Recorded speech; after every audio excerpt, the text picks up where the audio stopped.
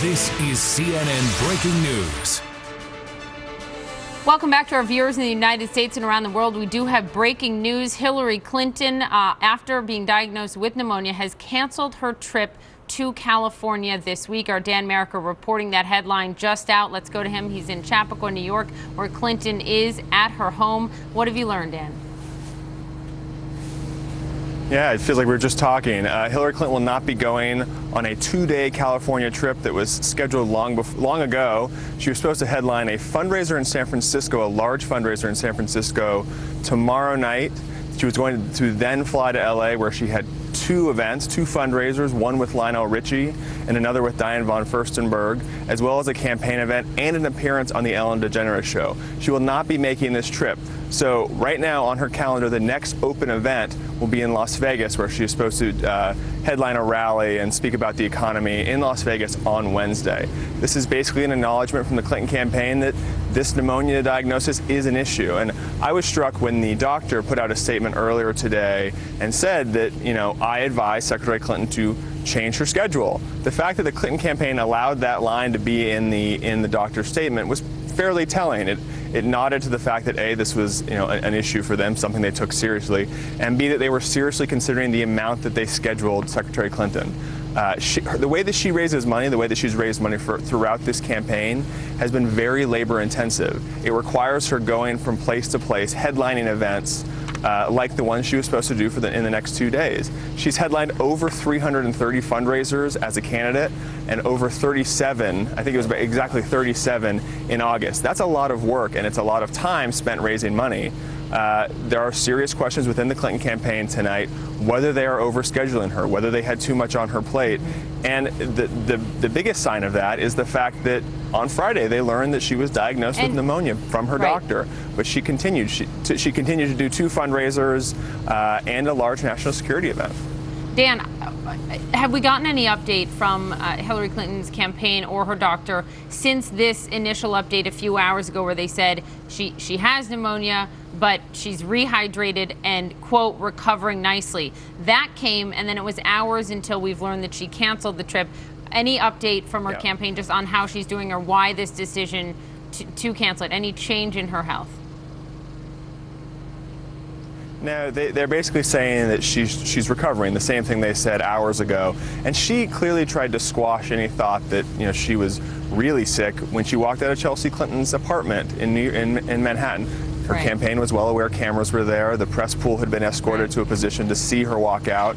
She walked out, she waved, she said she was feeling great. She commented on how beautiful the day was. And a young child ran over to her and she chatted with the child for a little bit. It was clearly staged to show, like, look, I'm healthy, I feel good, I feel okay.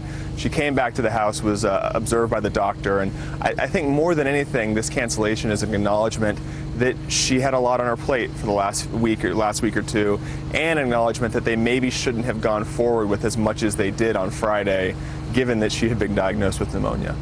Okay, Dan, thank you for the breaking news reporting there. Again, the headline, Hillary Clinton canceling that 2-day trip for fundraising in California after being diagnosed with pneumonia, and she's going to take some time, it appears, off the trail to recoup from this. We are 58 days out from critical election. Let's bring in CNN presidential historian Douglas Brinkley from Austin, Texas. CNN senior political analyst and former presidential advisor to former President David Gergen is with us tonight from Atlanta, and CNN political commentator Carl Bernstein, the author of A Woman in Charge, The Life of Hillary Rodham Clinton. David Gergen, to you, the Trump campaign on all of this is saying nothing tonight. They have not tweeted one thing. Trump has not said one thing. And we have heard that the message from the campaign is they're wishing Clinton well. That is our reporting from sources involved with the Trump campaign. Hillary Clinton making the decision to go off the campaign trail, not take that trip to California. Your take? Well, as far as the Trump campaign, I think they're finally showing the discipline that it would have been helpful to bring to the table a long time ago. They shouldn't say anything. Listen, the whole country wishes Hillary Clinton well. We want her to recover. And it's good for her that she's taking a couple of days off the trail to get back into shape.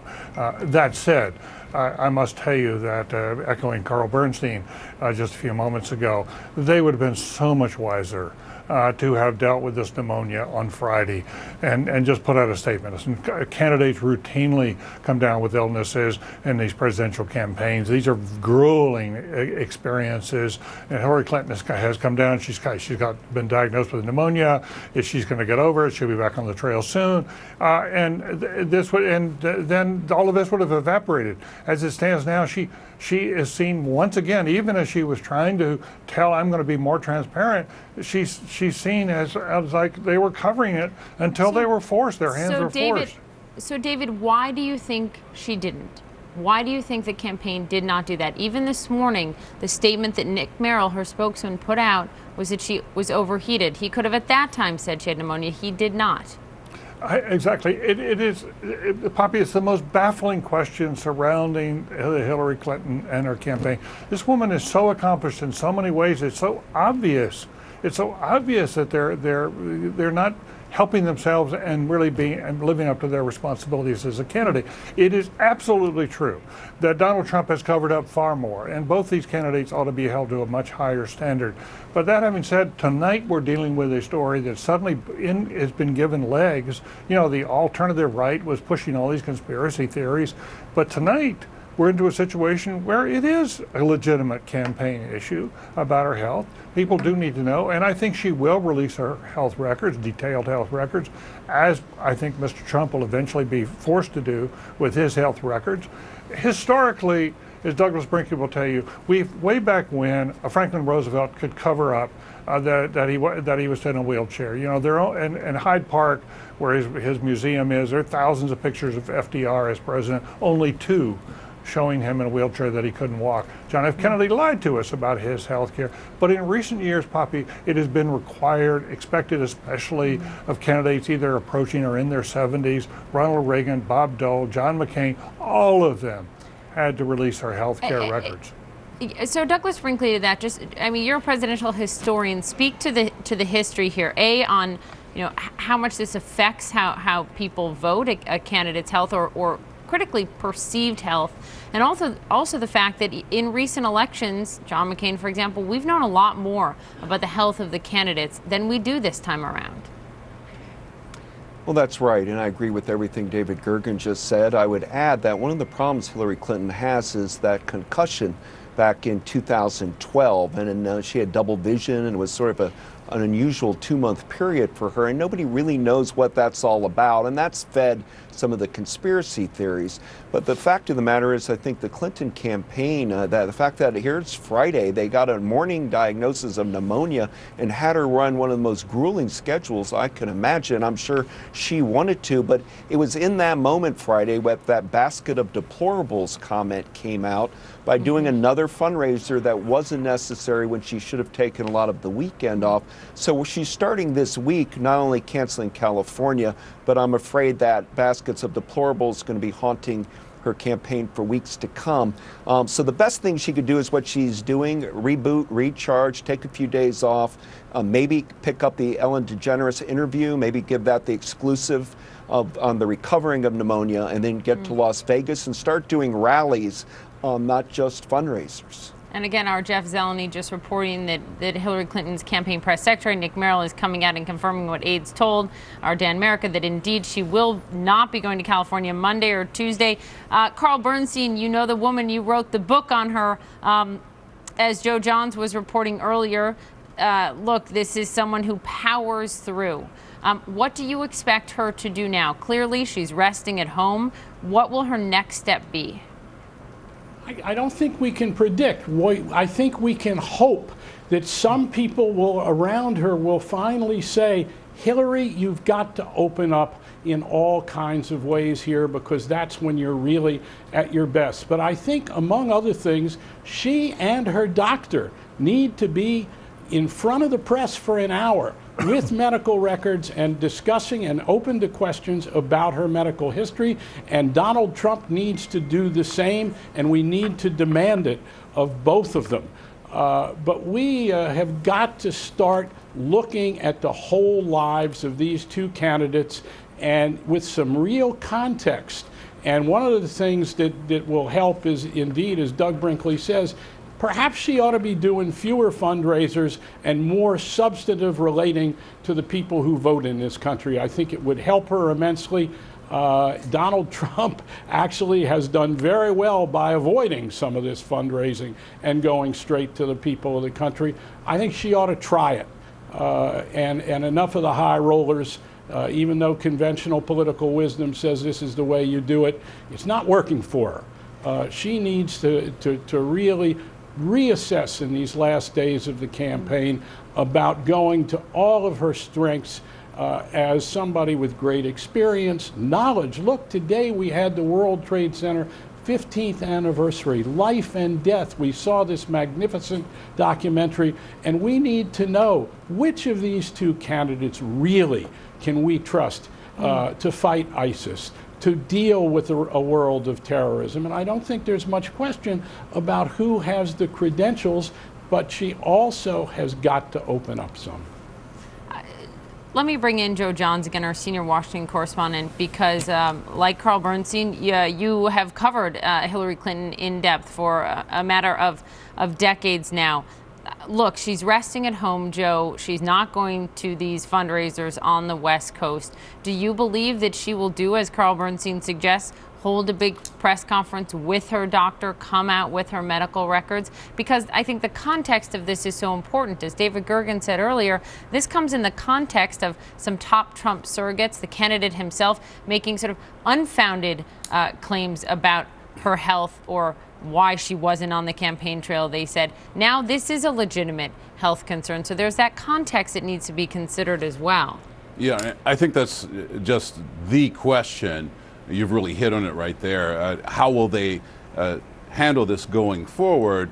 And 100 different thoughts on that, but I think probably the most important one is that if you view what has happened today in sort of the context, the totality of the campaign, the fact that she's come under attack and questions have been raised about her health, it makes it even more plausible that there'd be a lot of concern about releasing any details out of fear that it would just fuel the fire, if you will. But the problem is that it's already out there, and we have video. We have a lot of video from today of Mrs. Clinton having real difficulty. There you can see it with the van, trying to get in. And it certainly looks there as if she misses quite a step. But the interesting thing is, that's not the only video we have. We also have the video from Labor Day that was in Cleveland, Ohio, where she was giving a speech, and for the first several minutes, she went into a coughing fit that she laughed off. But I can tell you from sitting there at that location, and need I go on? We also had the coughing fit there on the campaign plane. So all of these pictures, these images, just help raise more and more concerns, and it, I think, tells the campaign that you're going to have to handle this in a certain way and make public more information than you have in the past. Even though that speech, for example, in Cleveland, Mrs. Clinton had the coughing fit, and then she got stronger as she went on. I personally was wondering whether she's going to be able to make it through the speech, but the video and what's been going on just raises more questions. As the critics say, Mrs. Clinton could have a health problem. Poppy, can I make one last point? Yes, David, I just gotta get a quick break in here, so we'll be right back with our entire panel right after this. But the headline again, Hillary Clinton canceling a 2-day trip to the West Coast after we have learned tonight that the Democratic candidate for president was diagnosed for pneumonia on Friday. Much more of our breaking news ahead.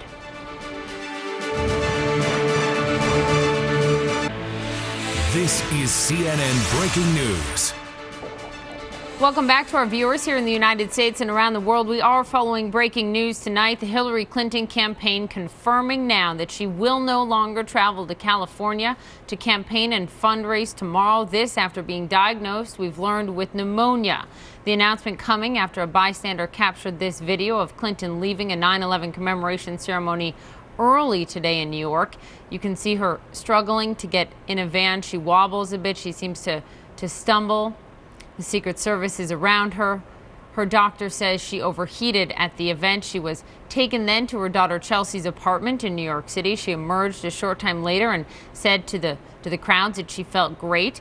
But Clinton's campaign and her doctor tonight deciding she needs more time to rest. Again, she will not make that trip to the West Coast. Let me bring in senior Washington correspondent Joe Johns back with us. CNN presidential historian Douglas Brinkley is with us from Austin. CNN political analyst and former presidential advisor David Gergen is with us.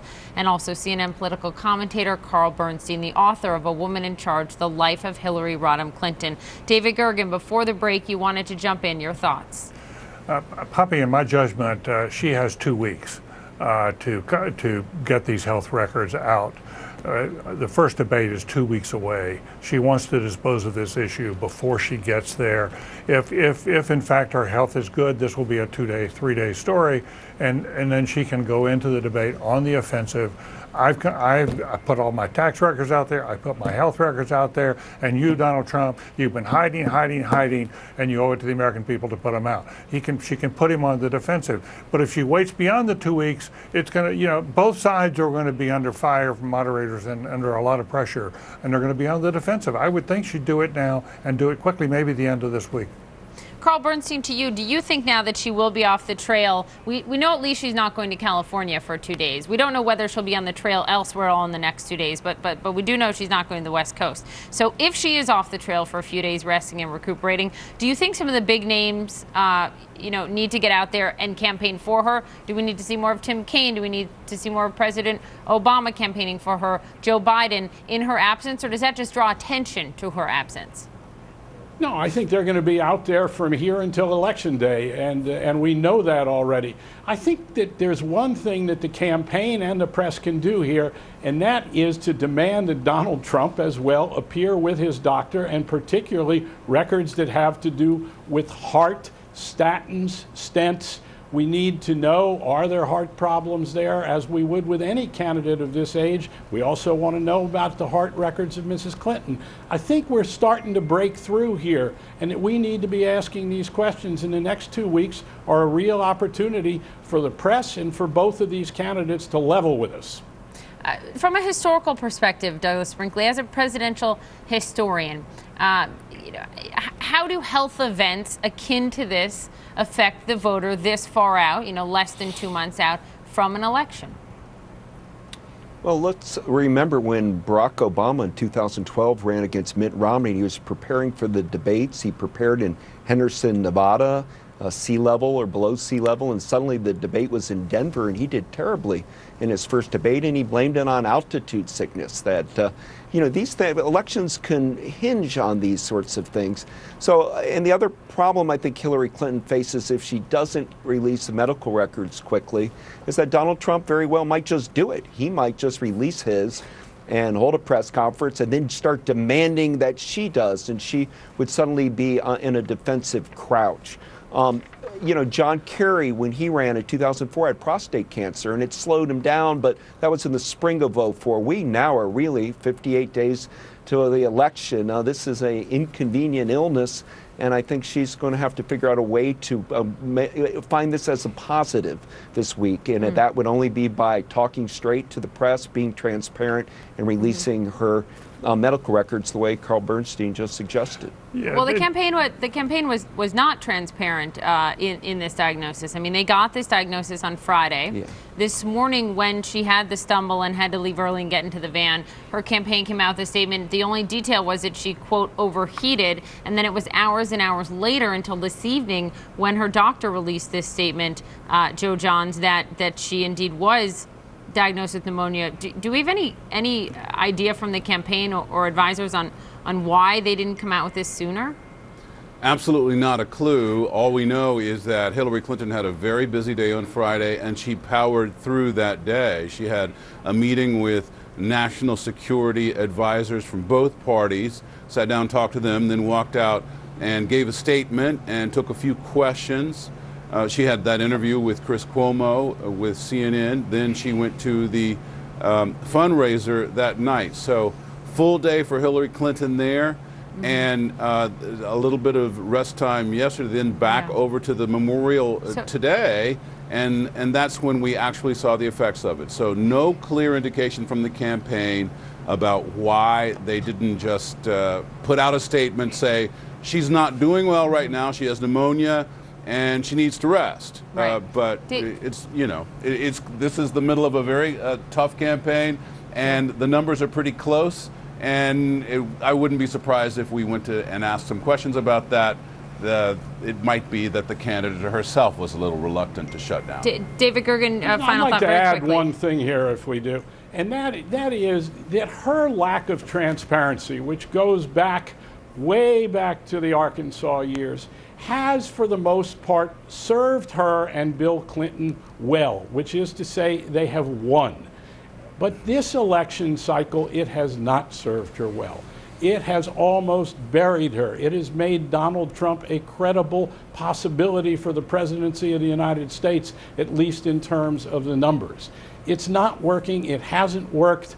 And it seems to me that she's got an opportunity here to change directions at exactly the right moment, perhaps nudged by this incident, and open up and go to the person who those around her rightly say has got so much to say on the substance.